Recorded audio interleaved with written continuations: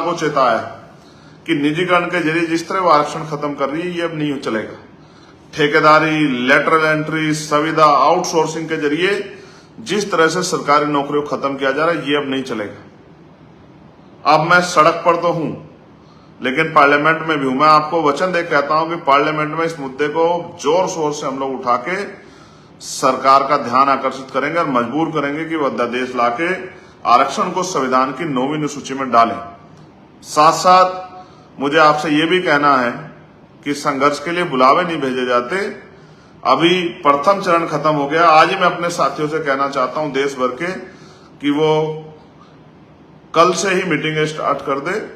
11 सितंबर को हमें दिल्ली में अपना शक्ति प्रदर्शन करके समाज का जो है की ताकत जो है, समाज का जो बल है, समाज का जो आक्रोश है, समाज की जो चिंताएं हैं, उसको भी हमें दिल्ली के पटल से सरकार के सामने रखना है। समाज ने बंद बुलाया, हमने गंभीरता को जांचा, एक एक चीज पर नजर बना के रखी, पॉइंट टू पॉइंट सब चीजों को किया, तमाम चीजों का प्रयास करके, संकलन करके, तमाम वार रूम बना के, वो नंबर जारी करके, सब कुछ करके हमने कोशिश की कि आंदोलन सफल हो। हमारी फर्स्ट प्रायोरिटी ये थी कि आंदोलन सफल हो।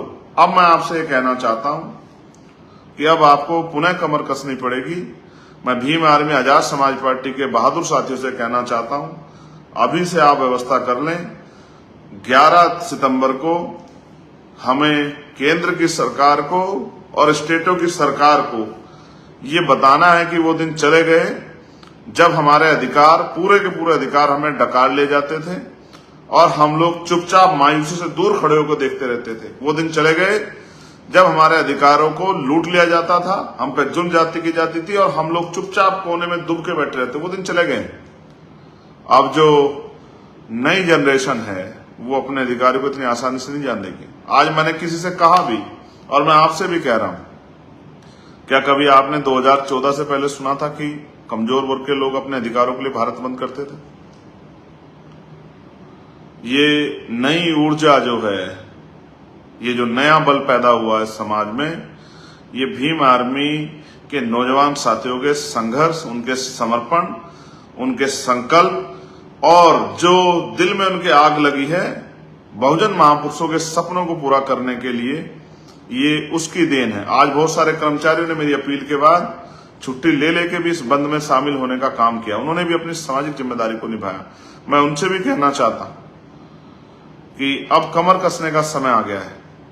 ये अधिकार मांगने से नहीं मिलेंगे। एक तरफ हम राजनीतिक शक्ति बना के इन अधिकारों को आप तक पहुंचाने का काम करेंगे, आपके दरवाजे तक लाने का काम करेंगे, बुनियादी सुविधा आप तक पहुंचाने का काम करेंगे, आपके आत्मसम्मान की, आपके अधिकार रक्षा करने का काम करेंगे। भारत बंद का आह्वान करने वाला चंद्रशेखर आजाद रावण, सुश्री बहन मायावती, बहुत सारे राज्यों में आपने देखा होगा, लेकिन खास तौर से 2 राज्य बहुत काफ़ी गंभीर रूप से रहा, राजस्थान और बिहार।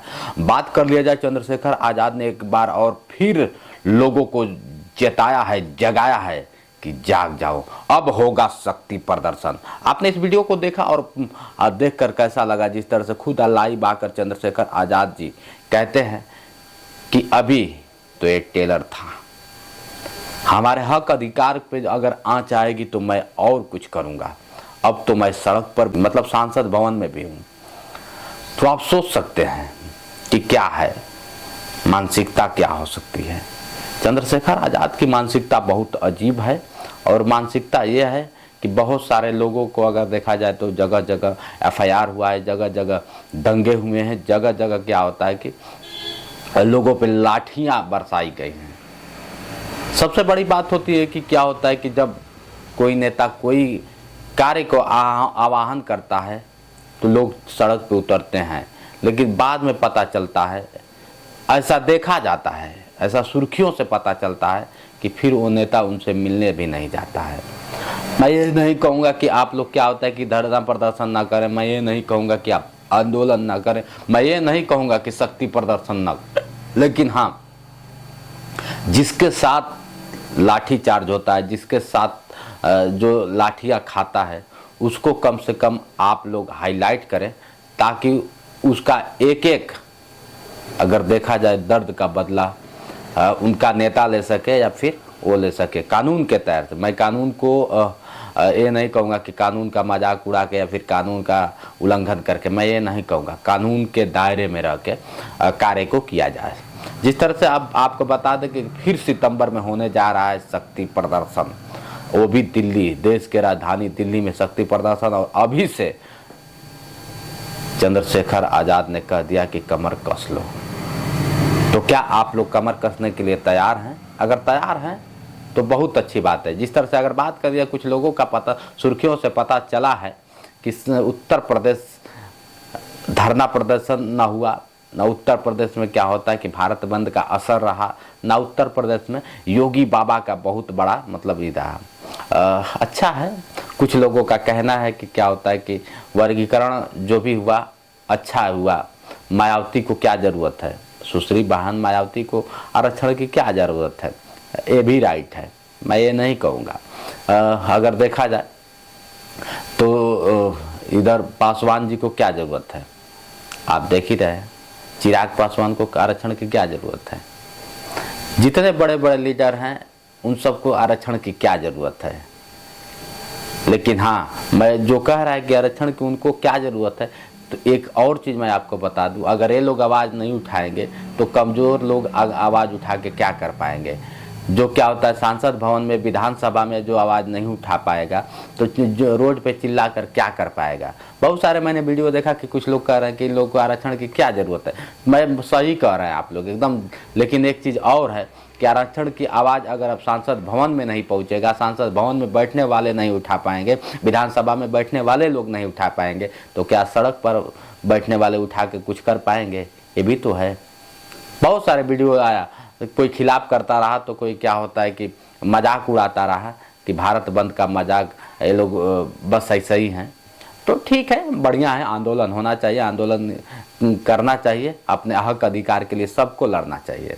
मैं ये नहीं कहूँगा कि सिर्फ SC ST के लिए वो लोग लड़ें, जनरल वाले अपने जगह से हैं, ब्राह्मण लोग अपने जगह पे हैं, मतलब जितने लोग हैं OBC ST सभी लोग अपने जगह पे कहीं ना कहीं आंदोलन अपने हक अधिकार के लिए, सबका हक है, संविधान ने सबको हक दिया है और लड़ना चाहिए। खासतौर से अगर बात कर लीजिए SC ST की बात, तो SC ST में जो कहते हैं कि क्या होता है कि इन लोगों की ज़रूरत क्या है, चंद्रशेखर आज़ाद को ज़रूरत क्या है, मायावती को ज़रूरत क्या है, चिराग पासवान को ज़रूरत क्या है, तो अखिलेश यादव को ज़रूरत क्या है। यही लोग तो विधानसभा में बैठते हैं, यही लोग तो क्या होता है सांसद भवन में बैठते हैं, तो ये नहीं आवाज़ उठा पाएंगे तो सड़क वाले कितनी जान लगाएंगे, ये भी सही है। उधर अगर बात कर लिया जाए तो बिहार में बहुत सारे, अगर सुर्खियों से पता चला है कि बिहार में बहुत सारे लाठीचार्ज हुआ और बहुत लोगों को गिरफ्तार कर लिया आंदोलन के वक्त। खासतौर से अगर बात किया जाता है गोल्डन दास को अभी तक पुलिस ने क्लियर नहीं कर पाया है और ना ही क्या होता है कि बता पाया है कि आखिर जिस तरह से हुआ, उन्होंने बस यही कहा है कि भगदड़ मचाया और असंवैधानिक तत्वों के आधार पर उन्हें गिरफ्तार किया। और अब तक क्या कार्रवाई हुई है अभी तक सुर्खियों से नहीं पता चला है। लेकिन हाँ, क्या गोल्डन दास को बाहर आना चाहिए कि नहीं आना चाहिए, क्या गोल्डन दास को के लिए चंद्रशेखर आज़ाद को आवाज़ उठाना चाहिए कि नहीं उठाना चाहिए, कमेंट करके बताइएगा।